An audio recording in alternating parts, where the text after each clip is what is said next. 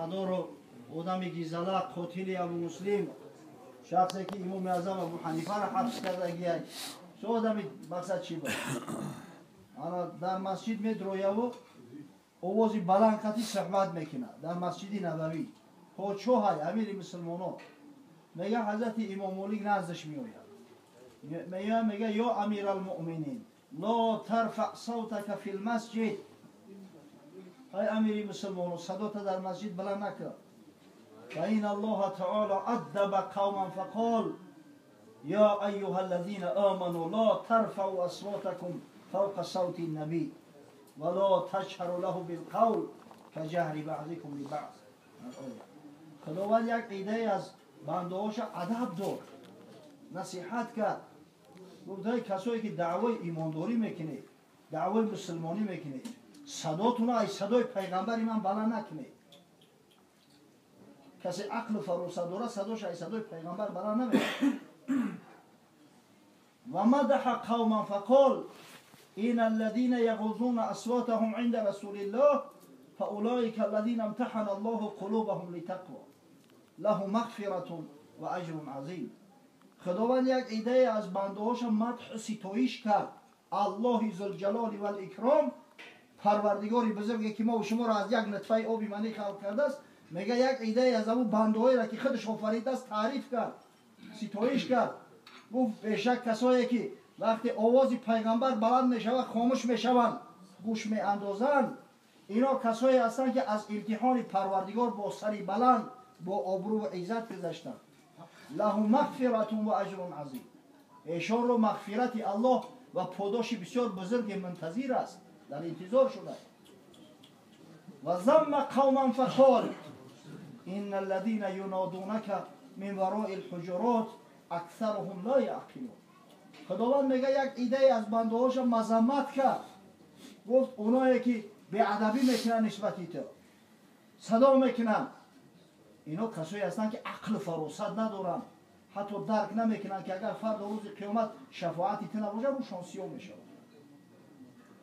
هم مغرور نشوه ما نماز میخونیم ما روزه میگیریم با خدا قسم اگر به شرط در مناقشه اگر بکشن ما حتما هلاک میشیم اطاعت عبادات ما با فکر که شکرگزاری امید چشم بینا نمیشود دیگر عضوی بدن یاسو بیسته و این حرمته میتا که حرمته حیا به شکل شما گفت احترام پیامبر صلی الله علیه و سلم بعد وفاتش نیست مثل احترامش در زمان زنده بودن شد در هر مجلسی که حدیث پیغمبر گفته می شود قال رسول الله صلی الله علیه و سلم مرد مؤمن باید همین اندیشه کنه که از زبان پیغمبر شنیده است قال الله شد باید اندیشه کنه که ای پروردگار شنیده است میگه خداوند به من مراجعت کرده است میگه المنصور به همون سیاست به همون واهیمش فستکان علی تسلیم شید گفت هر جانبی تاست یا ایمان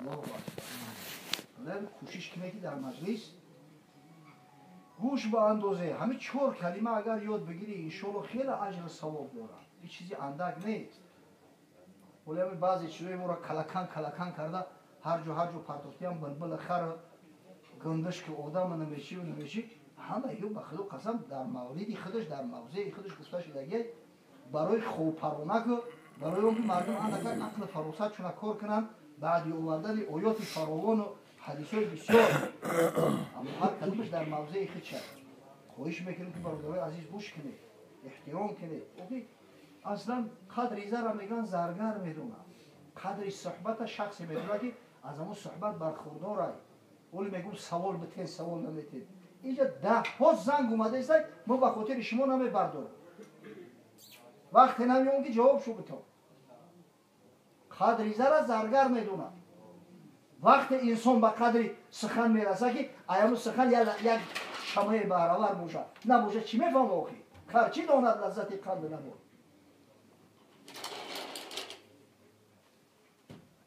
خدا رحمتش کنه شیخ بایزید بستامی را بسیار شیخ کلام بود یک شیخ بلند پرواز و صاحب کرامات است یک مرید همتری شکاکی ازمه داشته است یا همتری شک شبه میکرده است سوالای بی معنی میدوده است یک روز میگه اگه جایی حضرت یا بریلیان یفته است همون بریلیان همیتاش که کوبا شما میره بر بزرگ چند نرخش بکنن نه فروشش نه اکشن فهم بیو میگیره بریلیان همی برای بزرگی میوه فروشی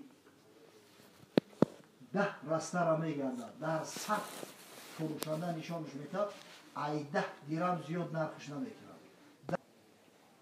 اومد دکان اول یعنی بزرگ جواهر فروش داد اومد وقتی بریلیان نشان داد او جواهر فروش بالا و پایینش نگاه کرد گفت 1000 میتون 1 میلیون 1000 1 میلیون میشود خیلی فهمیدم متى گفت 2 میلیون ای بچه این فروشی نیست 3 میلیون ای دستش مجبور کرد نوشون علمی میوه فروشان نسبت بریلیان انا مثل علمی تاست نسبت تصوف مثل دانشی تاست نسبت تصوف انا به قدر عالم هم کسی میدونه که به قدر سخن میرسه به قدر علم میرسه خلاصه این موضوعی خدای تعالی در قرآن تاکید میکنه و قل رب زدنی علما دعا کن بگو پروردگار رو علم زیاد کن موردی خطابش حضرت رسول الله صلی الله علیه و سلم که جامعه علوم ظاهر و باطن بود علم لدونی داشت با خداوند میگه که دائم بگو دعا کن که پروردگار رو علم زیاد کن هل یستوی الذین یعلمون والذین لا یعلمون آیا کسایی که میدونن و کسایی که نمیدونن برابر هستند هیچ وقت یا برابر نمیشوند نه در دنیا و نه در قیامت یرفع الله الذین آمنوا منکم والذین اوتوا العلم درجات خداوند درجه و منزلت ایماندارا را و کسایی که صاحب علم هستند بلند میکنه در هم قیامت هم درجهشون بلنده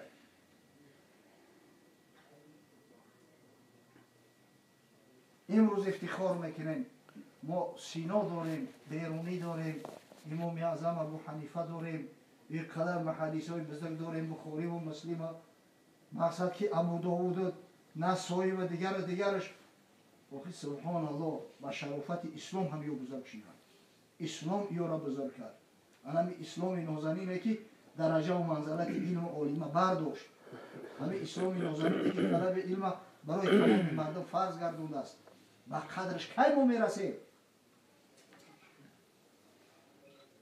سرز شکر دین از اون برتافته که از پدر میراث مفتش یافته برای چی با قدر این دین نمیرسی و برای که از پدر مفت یافتگیشی برای دسترس کردن این حقیقت این دینی بزرگ تو سعی تلاش نکرده مردی میراثی چی داند قدری ما رستم جان کنده ما جان یافت زاد آدمی که مال به میراث گرفته اگه جون قدری مال میرسه میگه جان رستم کرده زوریزت کتگی کد گشت ای محنتوی کردگی و ای آبرو و ای عزتی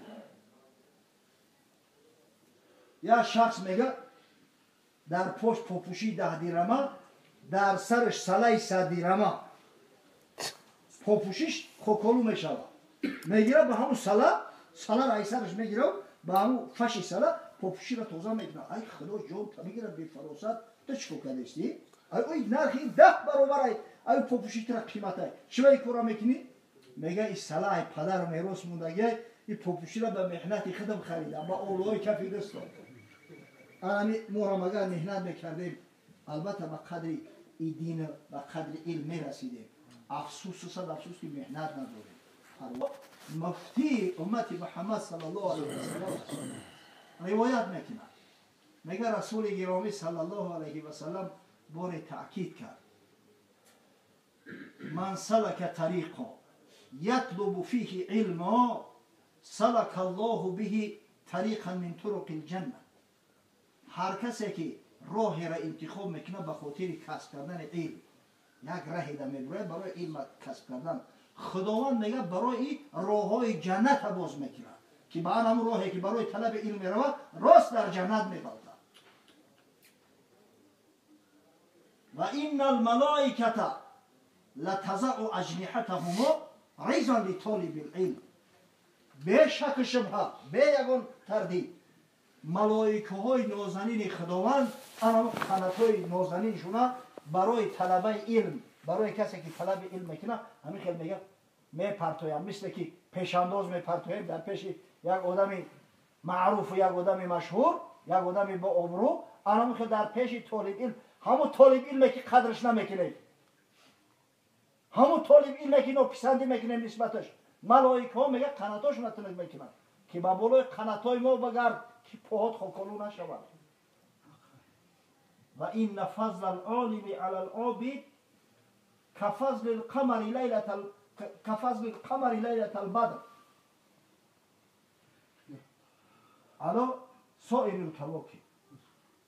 فضیلت عالم نسبت عابد مثل یعنی فضیلت ماه شب 14 است نسبت تمام دیگر ستاره چاکو و سیاره ها.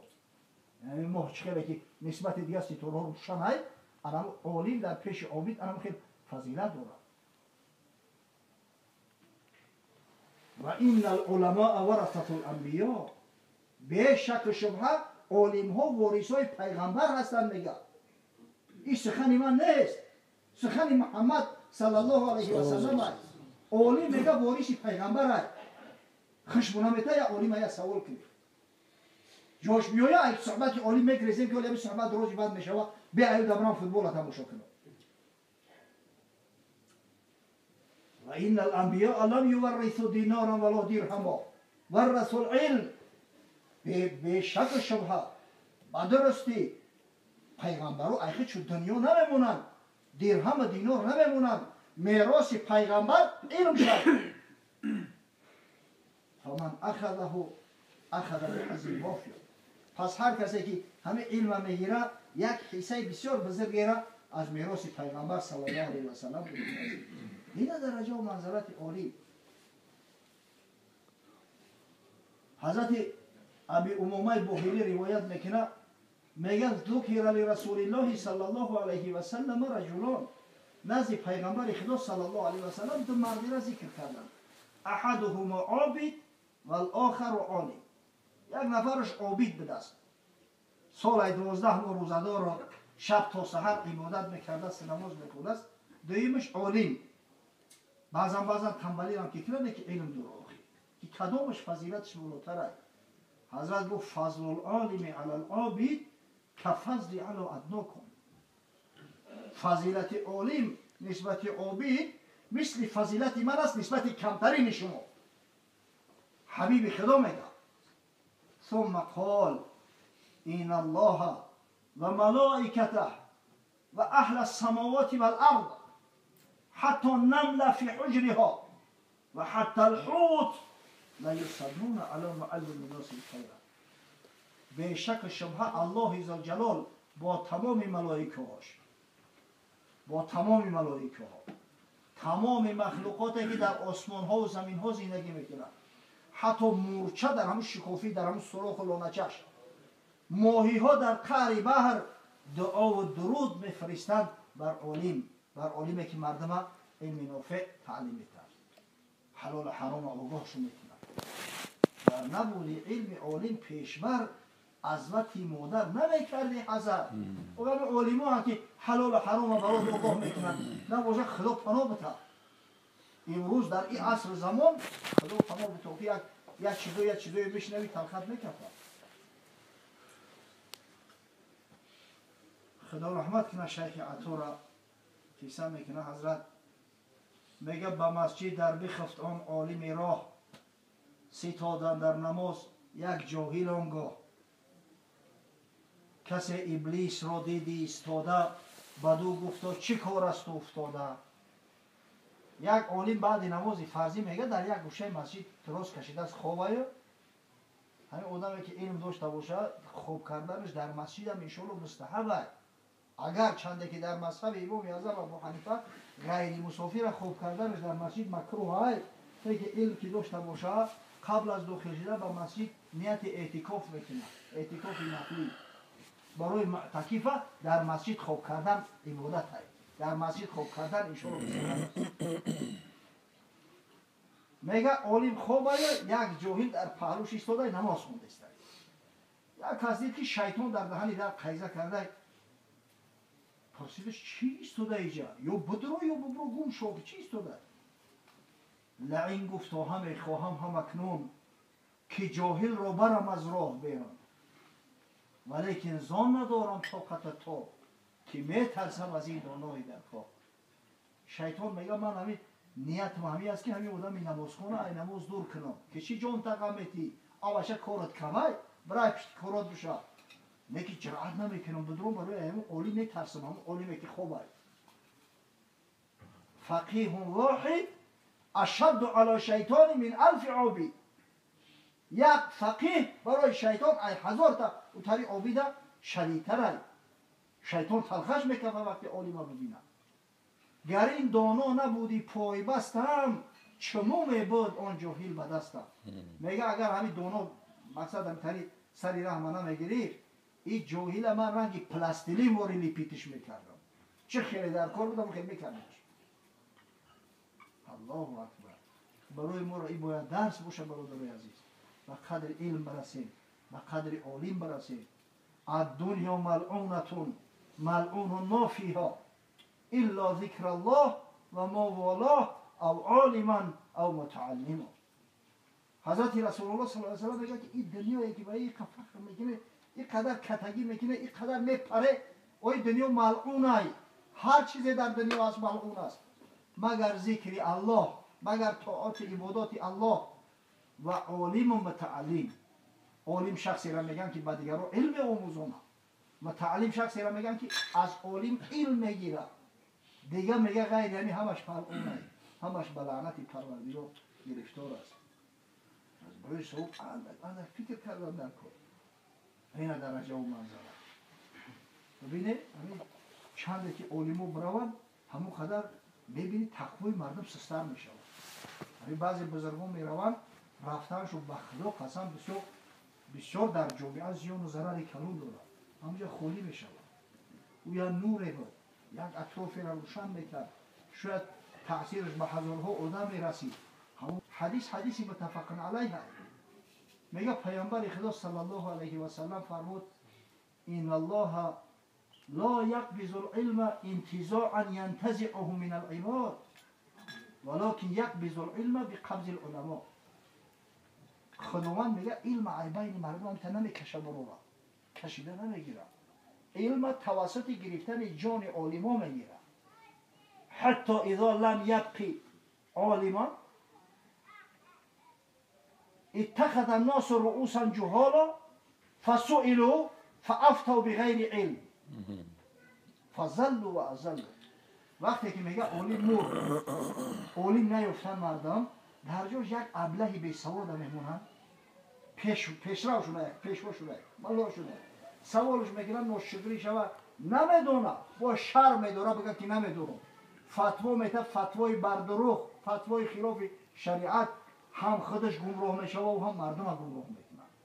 به خدا قسم در حیات دیده یک بدبخت اپا و خواهر نکاح کرده گرفته است. این خیلی سالو پیش بود یک شاید 15 سال 20 سال شد. یه بدبخت این چی کار است کردی؟ اوکی حرامه جمع بین اختیای در یک نکاح درست نیست حرامه. میگه که ملو نکاح هم کرد حلال ملو. میره ببین اوکی مردم به سواد که هستن جادوگر هم ملو های فولبین هم ملو های همه ملو شده گه دیگه. ملو را میپرسه این چی کاری کرده گید بدبخت اوکی تو برای فلان فتوا بده. او میگه حضرت یعقوب علیه السلام دو دختری تبایش گرفت کنید این علم باشه. این مشکلی شبکی اوگه حضرت یعقوب که زندگی میکرد او چی شریعت بده شریعت محمد صلی الله علیه و سلم چی شریعت است. کل جعلنا منکم شرعة و منهاجا. خداوند میگه برای هر کدوم شما را ما شریعت جداگانه موندگی برنامه عمل راه و روش جداگانه موندگی.